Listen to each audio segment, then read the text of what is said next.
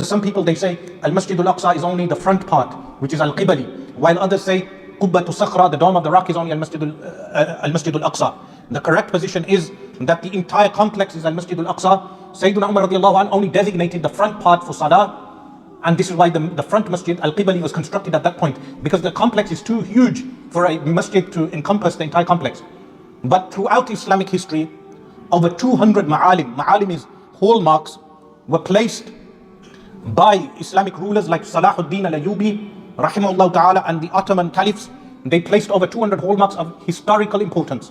So when you go to Al-Masjid Al-Aqsa, you will notice a musalla, a prayer mat, or you will notice a dome in random places. Each one of those hallmarks represents something historical that occurred in that place. So if a famous scholar of Islam or a prophet of Allah prayed in a place, the Ottomans constructed a dome or a musalla in that area to signify the importance of that place. So when over 110,000 Anbiya alayhi salatu wasalam prayed behind the Messenger of Allah sallallahu alayhi wasallam, they filled the entire complex. The entire complex was filled.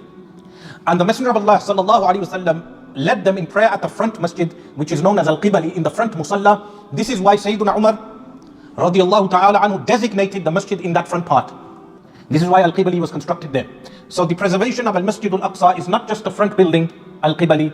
It is not just the preservation of Qubbatu Sakhra, the dome of the rock. It is regarding the preservation of the entire complex, which is Al-Masjid Al-Aqsa. And this is important to understand, because sooner or later people will make a claim to say that we can have a synagogue or a church constructed in the square. They will say this is not the masjid. They will say it's just the grounds.